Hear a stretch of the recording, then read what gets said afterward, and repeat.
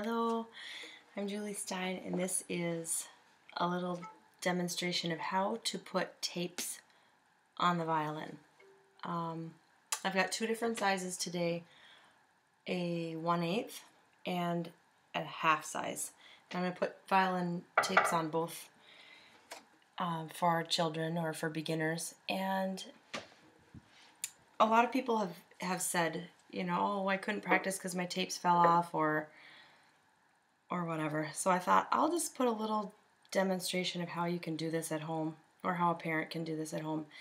And what I use is strips of, this is simply just painter's tape that you would use, you know, to trim doorways when you're painting. It's very inexpensive. It's like a few dollars for a roll, and you could tape like, you know, 10,000 violins with that roll. So I know that some people use very expensive pinstriping tape from, you know, for like detailing a car or something, but I don't feel that's necessary because, first of all, that tape is a little thicker, and so sometimes it disrupts the strings on the fingerboard. It buzzes a little bit. And so I like this tape because it's thinner, and then also I like it because it comes off easily, and so it doesn't damage the fingerboard or leave a big sticky mess.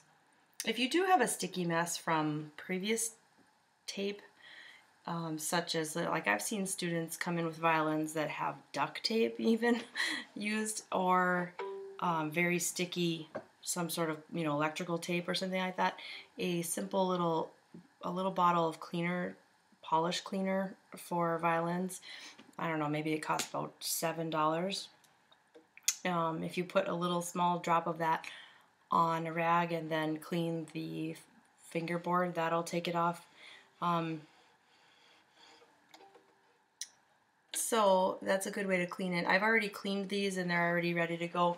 What I do is I just kind of put them in a rough estimate before I finish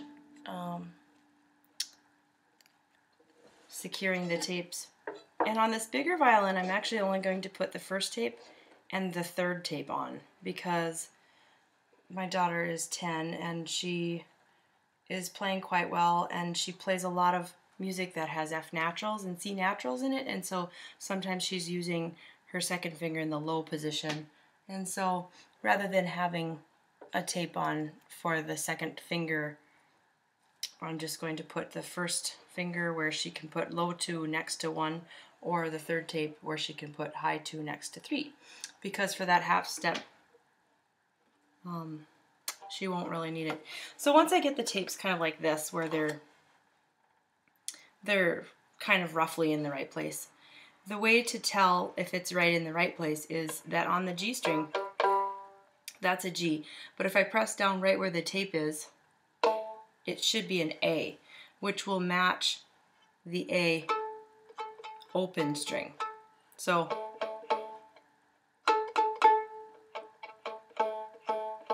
and that's actually about right. I happen to guess, I guess I've done this a lot of times, I happen to guess fairly accurately on that. Let's see, so if on the D string I push the first tape, it should be an E, which is also the open E string. So I usually use my fingernail like this and just go right in the center of the tape, and I think it's actually just a titch flat, and so I'm going to bring it up just a little bit and then try again. So I think that's right. And so I'm going to go ahead and secure the tape around the back like that. Now the third tape is really fun. I like it because they all ring really well.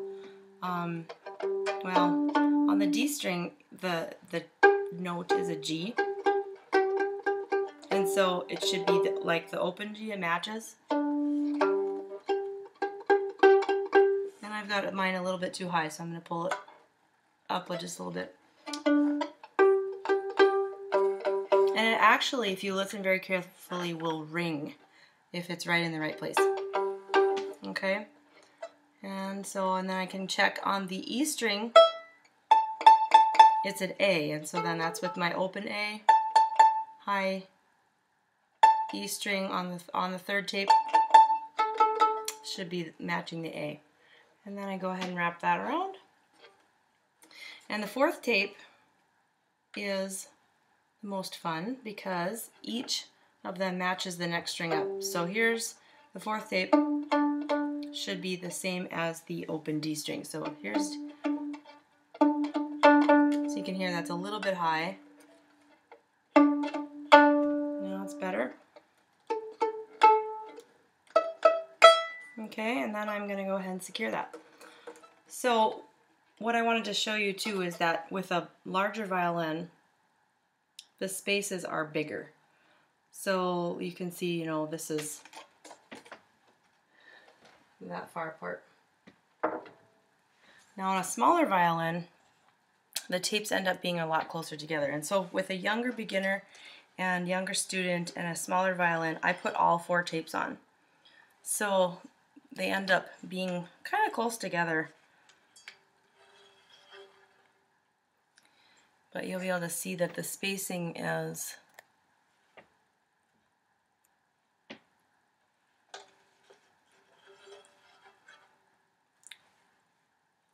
similar to the bigger violin, but just a little more compact.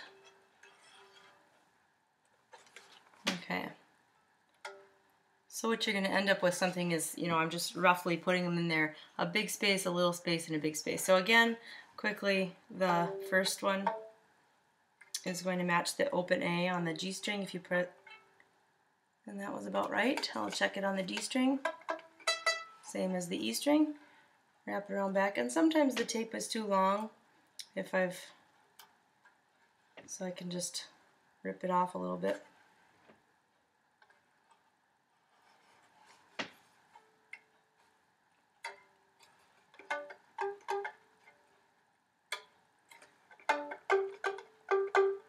Still a little high, and I'll show you how to get that. What I'm doing here is I skipped over the second one and I went to the third tape because that half step, the notes on the second string on the second tape are not anything that you're going to find on the violin, and so they're harder. It's harder to find that tape. It's harder to know where that tape goes.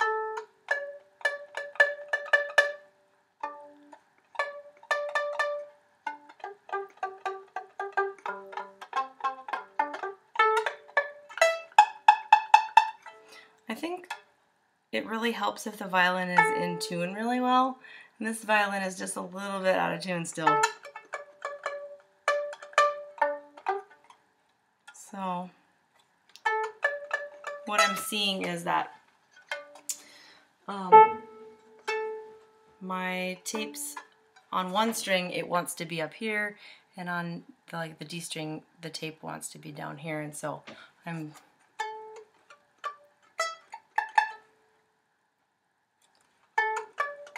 tuning it a little bit as I go here. Okay, so once I get the third tape in the right place, and that's just like the violin that I just did, the bigger one. To do this second tape, I just am going to go just underneath where that is. And if you were just going to do it by eyeball, it's about 2/3 the distance from the first tape to the third tape. So if you really don't know what that pitch should sound like, you can test what that is on like a tuner, you know, pluck it and make sure that the note is right, because on the G string, this second tape should be a B, and on the D string it should be an F sharp. On the A string it's a C sharp, and on the E string it's a G sharp.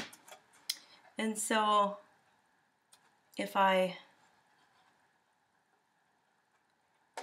what I do is I actually just go just right underneath, and I know what a half step sounds like. This is a half step on the piano from G down to F sharp on the D string. On the A string it would be from D to C sharp. And so if you know what that half step should sound like, then you can hear it and do that. And then likewise on the fourth tape, you just want to match to the next string up. But I'll compare, I'll show you how big and little they look. You can see this spacing is much bigger on a bigger violin. And so, depending on what size violin you have, it'll be closer or farther away. Good luck. Oops.